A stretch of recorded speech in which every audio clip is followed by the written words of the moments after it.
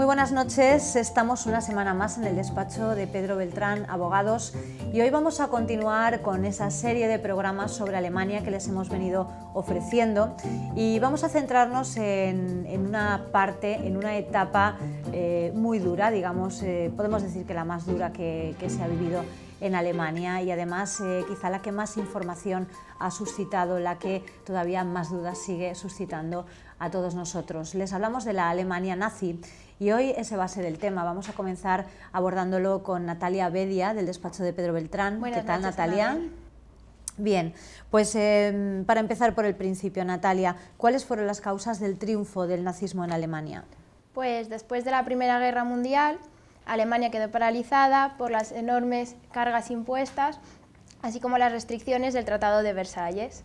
Nos encontramos con una Alemania que llegó a alcanzar un desempleo de hasta 5 millones, donde la inflación además se disparó y donde el gobierno era un mero gobierno decorativo que era fruto de la influencia de las naciones europeas.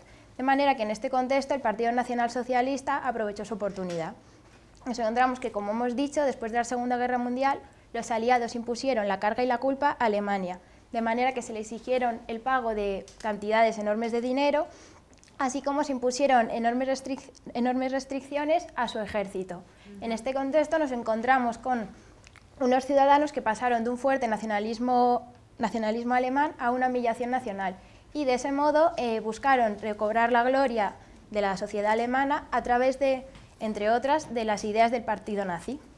Es por ello que el gobierno, para el pago de la deuda, incrementó los impuestos e importó grandes cantidades de divisas, lo que sumió a la población en una severa depresión que quizás sea la peor de la época moderna. Y los trabajadores debían ser pagados varias veces al día para combatir la inflación galopante y muchas empresas quebraron. Por ello, el desempleo aumentó dramáticamente y el dinero valía incluso menos que el papel en el que se imprimía, y es por ello que culparon al gobierno. Por ello, los nazis, en un intento por conseguir aún más apoyos, reunieron sus esfuerzos en torno a las dos figuras enemigas de la población, que eran los judíos y los políticos conservadores, y buscaron apoyos, de manera que la ciudadanía alemana, deseosa de un chivo expiatorio para su humillación y un objetivo para su frustración, apoyaron las ideas nazis. Con lo cual nos encontramos con que el partido nazi fue tomando un gran apoyo, sobre todo también con la propaganda que fueron repartiendo y aprovechándose de la situación. Y otra de las causas fundamentales, sin duda, que no nos podemos olvidar mencionar, es el enorme carisma que tenía Hitler, pues pocos líderes pueden igualar su capacidad de liderazgo y del mismo modo la energía que parecía transmitir en sus mítines. Del mismo modo, tuvo un éxito enorme para ganarse el apoyo y la confianza de la gente con sus medidas de recuperar la economía alemana, recobrar el nacionalismo alemán contra los judíos y contra los alemanes y recuperar la grandeza otra vez alemana. Es por ello que, debido a este apoyo masivo que tuvo Hitler, el presidente Hindenburg le nombró canciller. No obstante, lo que ocurrió fue que pocos meses después Hindenburg murió y entonces Hitler aunó en su persona los cargos de presidente de Alemania y canciller de Alemania. Ajá. ¿Y cómo cambió Alemania bajo el gobierno de Hitler? Pues Hitler y los nazis ganaron las elecciones en el año 1933. Debido a este resultado electoral, Hitler se hizo con el control del Parlamento y además, poco después, aprobó una ley en la cual se establecía prácticamente una dictadura y del mismo modo despojó de todos sus poderes al Parlamento. Nos encontramos con que Hitler hizo un gobierno alrededor de su figura basado en el principio del Führer, el principio del líder o el Führerprinzip. Este principio identificaba la figura del Führer con el pueblo, de modo que él era el pueblo y solamente él identificaba el interés nacional y lo conocía, de modo que la voluntad del Führer era la ley y cualquier oposición a los designios del Führer era considerada antinacional. Por ello, la aplicación de este principio del Führerprinzip dio lugar a formas totalitarias de control y de represión de la población. Otra de las ideas importantes dentro del nazismo y de su doctrina es el antisemitismo, pues a la raza aria, como símbolo de lo perfecto, se le contraponía la raza judía, que era enemiga del género humano. Este antisemitismo los nazis lo hicieron aflorar, aparte de con todas sus ideas, con toda la propaganda que fueron entregando. y de ese modo consiguieron un gran apoyo entre la gente que cada vez era más partidaria de las ideas nazis. Luego tampoco nos podemos olvidar de la obra de Hitler. Pues Hitler en su obra Mi lucha, Mein Kampf, decía que los alemanes tienen el derecho moral de ocupar territorios para atender a las necesidades crecientes de la población. Sin embargo, no se limitaba únicamente a restaurar las fronteras tras la Primera Guerra Mundial, sino que lo que hizo fue conquistar territorios del este a expensas de razas inferiores, como podía ser, por ejemplo, la eslava. De modo que nos encontramos que la biología era determinante. Y bueno, estas ansias expansionistas de Hitler las podemos ver concretadas en la anexión con Austria, la ocupación que hizo posteriormente de los Sudetes, Checoslovaquia, y la invasión de Polonia, que este fue el hecho que desencadenó la Segunda Guerra Mundial. Y bueno, fruto de este expansionismo nazi nos encontramos con que sin duda su punto culminante fue en el año 1941, con la invasión de la URSS y la ocupación de una serie de territorios, como fueron Estonia, Letonia, Lituania, Bielorrusia, Ucrania y la mitad occidental de Rusia. Y bueno, dentro de esta ocupación nos encontramos con que en el momento en el que los nazis se hicieron con el poder, en el año 33, la economía alemana ya se había recuperado en cierto modo del desastre originado tras el Tratado de Versalles, pero no obstante, aún seguían los efectos originados por la Gran Depresión en Estados Unidos en el año 29. Aún así, el nazismo tuvo un periodo de fuerte expansionismo durante los años comprendidos entre el 34 y el 37, donde tanto la clase obrera como la clase media gozaron de un excelente nivel de vida. Y todo ello porque el régimen de Hitler era un régimen que apostaba por una enorme intervención del Estado, lo que se evidenciaba en una serie de políticas, como podían ser el control de los precios, la reglamentación de toda la actividad privada de las empresas, de manera que los alemanes que querían conservar su propiedad, sus riquezas, debían seguir las directivas gubernamentales, porque de lo contrario podían ser declarados opositores al régimen. Y bueno, otra de las medidas que también hizo Hitler durante su mandato fue la creación de empresas de servicios. Y bueno, con todo ello ya simplemente decir que nos encontramos con que la sociedad alemana ya apoyaba totalmente a Hitler y que la industria se agrupó especialmente en torno a la industria armamentística. Y esto ayudó de modo determinante al paro, porque tenían un paro oscilante en torno a los 5 millones y lo consiguió reducir, y del mismo modo favoreció la imagen de la industria germana en el exterior. Por todo ello decimos que nos encontramos más o menos con que en aquel momento los nazis contaban con un apoyo en torno al 80 o 90%, y que apoyo que solamente acabó cuando la guerra se volvió en contra de Alemania, en Polonia, en la batalla de Stalingrado, y también cuando los aliados empezaron a bombardear las ciudades alemanas. Por todo ello, podemos decir simplemente a modo de conclusión que si Hitler no hubiera invadido Rusia, probablemente el escenario de la Europa de hoy en día sería muy distinto. Muy bien, pues excelente introducción, Natalia. Muchísimas gracias, por dejar estos primeros, digamos, pilares sobre los que se sustenta el nazismo tan claros y explicárnoslo también. Gracias.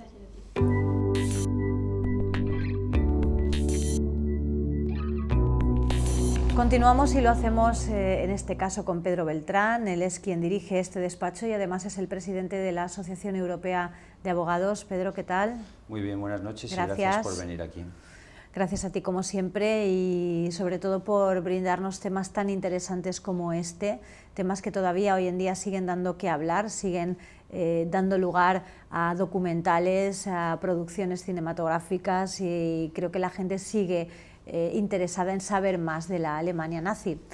Nos ha explicado muy bien Natalia cómo surgió, pero a mí me gustaría preguntarte por qué crees que tuvo ese apoyo tan grande, tan importante por parte del pueblo, de la ciudadanía. Sí, con mucho gusto te contesto. Primero me gustaría señalar a los telespectadores lo que tenemos aquí de despliegue, explicarles un poco lo que se ve la imagen que puedan tener en sus televisiones. Has dicho muy acertadamente documentales, porque es verdad, no paran de hacerse documentales, y aquí tenemos unos recientes de la BBC. La cadena británica de televisión es maravillosa en cuanto a documentales. Muy interesante el carisma de Adolf Hitler, porque precisamente ese es el problema en relación con tu pregunta. ¿De qué surge? En buena parte gracias al carisma de Adolf Hitler, o desgracia, no digamos gracias, por la desgracia del carisma, el atractivo que pudo tener. También apasionante el documental de Hitler con su mejor amigo, el arquitecto Speer, y todos sus proyectos. Una advertencia desde Alemania, porque efectivamente los nazis son una advertencia. Tenemos una película que es maravillosa, una serie de televisión más que película, aunque también está en formato de película, que es sobre Hitler hasta el año 33, que es un periodo bastante desconocido, porque siempre que nos ponen a los nazis en el cine, la mayoría van del 39 al 45, van la Guerra Mundial, el Holocausto, algo puede haber del 38, con la Noche de los Cristales Rotos, pero difícilmente tenemos algo de cómo surge, que es tu pregunta, es decir, del año 20 al año 33, que es lo que pasa. Esta película se acaba en el 33, y es precisamente el despertar del Imperio del Mal, The Rise of Evil, muy interesante. Y luego un despliegue musical en relación con Alemania, pero muy en particular en relación con Hitler, porque Hitler era un fanático de la música clásica. Y Hitler tenía un compositor favorito, que era Wagner. Esto es bastante sabido, de hecho hoy Wagner está prohibido en Israel, pero luego tenía también a Beethoven, aunque menos, y el compositor favorito de Hitler durante toda la Guerra Mundial y en sus últimos años, esto es generalmente mucho más desconocido, se llamaba Bruckner. Y es muy interesante también en relación con tu pregunta, porque Bruckner es un compositor de Austria, no de Alemania. Hitler es de Austria y no de Alemania. Esto mucha gente no lo sabe, porque Hitler alemán tal, pero Hitler no, Hitler nació en Austria. Sí. Nació a 7 kilómetros de donde nació Bruckner, los dos se educaron en el mismo sitio, en Linz, los dos tenían una procedencia de un nivel social muy modesto, familias desarraigadas y mal estructuradas, y además de una economía muy mala económicamente, un nivel económico muy bajo me refiero. Pues Hitler llegó a alcanzar una auténtica obsesión con Bruckner a nivel sinfónico y con Wagner a nivel de ópera, y eso lo plasmó en la anexión de Austria también, cuando se incorpora Austria al imperio nazi en el año 38. El éxito que tuvo Hitler y por qué consiguió tanta audiencia en definitiva, pues lo primero por lo que acabamos de decir, por su carisma. Lo que le falta a los líderes políticos españoles, vamos, no espero no tener, no es que quiera aquí que tengamos un Hitler en absoluto, no pretendo eso de ninguna manera, pero desde luego es lo que no tiene Rajoy y lo que no tiene el nuevo líder del PSOE, el Pedro el Guapo este que nos han puesto. Evidentemente Hitler era todo lo contrario. Hitler era una persona que tenía un atractivo enorme en todas las distancias, es decir, la distancia corta es pues a 2, 4 personas, era una persona que miraba con profundidad, que impactaba, solo con hablar con él te impactaba, según los relatos de toda la gente, que te convencía, que te entusiasmaba, que te embaucaba. En la corta, que hay políticos que tienen la corta y no tienen las otras. En la media también, grupos de 20 o 30 personas, un gran liderazgo. Y por supuesto en la grande, que es la que conocemos todos. Digo conocemos todos porque hay muchos documentales, hay películas, y es bien sabido el impacto que tenía Hitler en todas las masas. No había televisión todavía, menos mal, porque si hubiera habido televisión hubiera sido mucho peor. Quiero decir que el carisma hubiera sido todavía peor. Había radio y se transmitían por radio, y se nota su enorme capacidad de atractivo con respecto a la gente. Hay que recordar que Hitler llegó a tener un apoyo del 80 o el 90% de la población. No hablo tanto de elecciones, que ganó unas elecciones, es una dictadura, pero entra por unas elecciones en las que obtiene la mayoría. Luego ese apoyo se va consolidando cada vez más, y el máximo del apoyo lo tiene en el año 42, cuando ha invadido Rusia y la campaña va bien y parece que la guerra mundial se va a ganar. A partir de que las cosas se tuercen en el Stalingrado, ya entonces disminuye el apoyo. Pero del año 33 al 42, Hitler tiene un apoyo cercano a la unanimidad. Te voy a hacer, ya que has hablado del carisma de Hitler, una pregunta complicada. A ver, Pedro, me gustan más las complicadas. ¿Has observado ese carisma en algún otro líder, ya no español, sino del resto del mundo? Sí, sin duda, y español. ¿En quién, por los más cercanos, Adolfo Suárez lo tenía.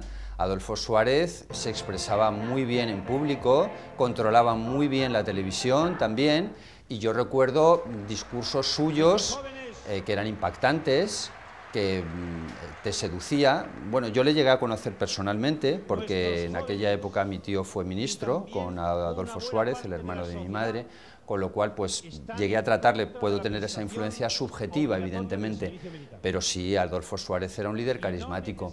Y el segundo, quizás a su nivel, o algo por debajo, pero también muy carismático, es Felipe González. Tenía una gran capacidad de entusiasmo, tenía una gran capacidad de improvisación, sabía dar ruedas de prensa excelentemente. Es lo que no tenemos aquí. Rajoy no contesta preguntas, huye a los periodistas. Artur Mas, por ejemplo, no soy partidario de Artur Mas en absoluto, pero la verdad es que ayer dio una rueda de prensa de 2 horas en la que contestó a todas las preguntas sin interrupción, permitió repreguntar, un diálogo con todos los periodistas. Vamos, eso no lo he visto yo nunca con Rajoy. Entonces sí que hay líderes carismáticos, y Obama también tiene una gran capacidad de expresión. Quizás le falta liderazgo a lo mejor, pero se expresa muy bien y es muy brillante hablando.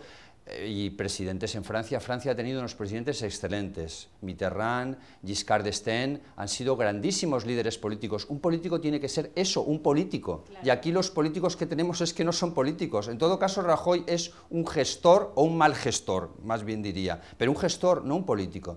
Por lo tanto, sí, claro que ha habido otros, por supuesto. Bien. ¿Por qué cae? ¿Por qué cae Hitler? ¿Por qué cae el nazismo? Porque es una pregunta muy interesante y que hubiera tenido consecuencias enormes si no se hubieran desarrollado los actos así. Antes Natalia ha concluido muy bien en ese sentido su intervención. Hitler es excesivamente ambicioso. Primero, no tenía que haber invadido Polonia, ya ahí se pasa. Es generalmente desconocido que Hitler invade Polonia y en ese momento se declara la guerra mundial porque Francia y el Reino Unido tenían un acuerdo de cooperación con Polonia, en virtud del cual si un país agredía a Polonia, ellos también entraban en guerra con ese país. Bien, esa parte sí que se conoce, pero lo que no se conoce es que a las 2 semanas de invadir Hitler Polonia, la Unión Soviética, que entonces no era Rusia, sino la Unión Soviética, invade la otra mitad de Polonia, a las 2 semanas, y a la Unión Soviética no le declaran la guerra. Polonia se la parten por la mitad para la Unión Soviética, la mitad para Hitler. Excesivamente ambicioso, quizás pensó que no le iban a declarar la guerra. Polonia ya se pasó, porque ya no hacía falta, ya tenía Checoslovaquia, ya tenía Austria, que en realidad los austríacos no fue invasión, porque los austríacos le aplaudieron y el 80 o 90% de la población apoyó la unión de Austria con Alemania, o sea que eso no fue una invasión. Pero lo que ya se equivoca al extremo es, primero, con el Holocausto. Eso es una auténtica una barbaridad, la mayor sangría histórica, la mayor barbaridad histórica que se ha hecho. No durante la guerra, o sea, no antes, porque es verdad que había medidas contra los judíos, pero, en fin, en esto España no es un modelo precisamente, que unos cuantos siglos antes, es verdad, no en el siglo XX, 1492, nosotros expulsamos a todos los judíos, que era el 20% de la población, y matamos a un montón de judíos también, Claro, él lo hace ya sistemático, como está en guerra y no le van a descubrir y tal, ya dice, solución final, él le llama solución final, vamos a matar a todos los judíos. Claro, eso ya es absolutamente excesivo. Una cosa es expulsar a los judíos, cosa que hicieron muchos países, y otra cosa ya distinta es matarlos, a los niños, a las mujeres, eso es absolutamente bestial e injustificable. Pero donde más se equivoca de todo desde un punto de vista estratégico es en invadir la Unión Soviética, porque eso es una absoluta exageración también, no podía tener a tantos países en guerra enfrente. Y luego se le complica más todavía porque otros sanguinarios, idiotas, exagerados, que son los japoneses, atacan Pearl Harbor y meten la guerra a Estados Unidos. Claro, entonces Hitler estaba en guerra contra Francia, contra Inglaterra, contra Estados Unidos y contra la Unión Soviética. Ya no podía ganar, era demasiado. Es decir, si él no hubiera invadido la Unión Soviética, si hubiera quedado en su territorio, pacíficamente no es la palabra desde luego, pero en fin, si hubiera quedado en su territorio, podía haber seguido gobernando con apoyo popular y el resultado hubiera sido muy otro. Esto no significa que esté defendiendo a Hitler, que no lo defiendo en absoluto. Digo que el resultado de la historia hubiera sido otro. Y respondo a tu pregunta de por qué fracasa. Fracasa porque se pasa e invade la Unión Soviética, que eso es un gravísimo error que no tenía que haber cometido y que allí cayó Napoleón también y por supuesto cae Alemania. Es el inicio de su declive, porque él pierde la batalla de Stalingrado, la más sangrienta de toda la historia mundial, y a partir de ahí es que es la Unión Soviética la que acaba conquistando Berlín, que eso tampoco es generalmente muy conocido, porque como las películas que nos hacen son más de los americanos y tal, los soviéticos son los que conquistan Berlín, y Hitler se suicida por la entrada del ejército soviético, no del ejército americano, que entra después. Claro. ¿Tú crees, Pedro, hablando del Holocausto, lo comentabas hace un momento, ¿tú crees que finalmente se ha conseguido de alguna forma que paguen todos aquellos que participaron en aquella gran masacre?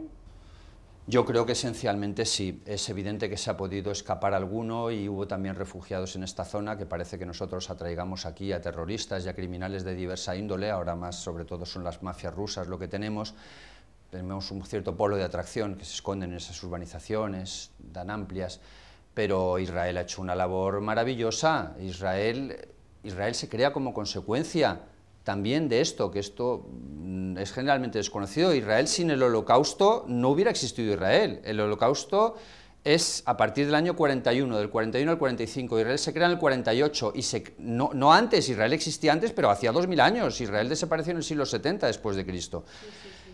Se crea Israel y Israel hizo una labor enorme de persecución de los nazis. Hay también películas y libros extraordinarios sobre el tema de Adolf Eichmann, que fue el impulsor, que lo cogen en Buenos Aires, se lo llevan a Jerusalén, le hacen el juicio en Jerusalén. No hubo una persecución y además con mucha justicia también, porque están los famosos juicios de Nuremberg.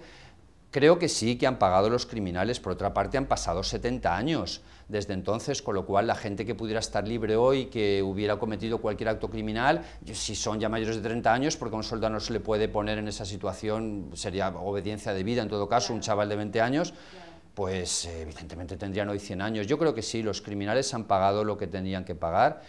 Y el Holocausto, que es un acto horrible porque supuso la muerte de 6 millones de judíos, es un exterminio completo de una raza, algo que no había ocurrido jamás con esa extensión, y algo que además lo llevaron en secreto, porque lo hicieron durante la guerra y no se explicaron esas medidas, no se adoptaron, por supuesto, no se van a consultar con el Parlamento, pero lo llevaron en un total secreto. Mucha parte de la población alemana lo desconocía. Y si lo hubiera sabido, Hitler no hubiera tenido tanto apoyo. Pero el Holocausto empieza con la Guerra Mundial ya iniciada, no es antes, cuando hay medidas contra los judíos, pero el Holocausto en sí empieza en la Guerra Mundial. Pedro, una última pregunta muy rápida porque nos quedamos sin tiempo. Es un movimiento que todavía tiene seguidores. Sí. ¿Tú crees probable o posible un brote en algún país del mundo? No hace falta que sea Alemania, podría ser en cuanto a la ideología, en buena parte del régimen que hemos tenido en España, la dictadura de Franco, está inspirado en esa misma ideología. El fascismo de Mussolini en Italia, que duró muchísimos más años, es lo mismo también que el nazismo. En cuanto a ideología, sí. Y en cuanto al antijudaísmo, es algo que todavía existe en nuestra sociedad y sigue patente, entre otras cosas, en la absoluta propaganda pro-palestina que tenemos y padecemos frente al Estado democrático de Israel. O sea, que sigue un antisemitismo latente. En España es algo que tiene una tradición enorme con la Inquisición. En buena medida no un movimiento igual, no con todas las similitudes, porque históricamente no puede ser lo mismo, pero sí que puede reproducirse un partido. Hay partidos de extrema derecha. En Austria mismo hay un partido de extrema derecha que tiene el 20% de los votos. Esperemos que no llegue la sangre al río, ¿no? Como se suele decir. Seguro que no. Gracias, Pedro, una vez más por traernos temas tan interesantes como este. Muchas gracias a ti, a Información TV, gracias. Gracias a ustedes por habernos acompañado una semana más. La próxima semana seguiremos hablando de temas tan interesantes como este, sobre todo actualidad e historia internacional. Hasta entonces.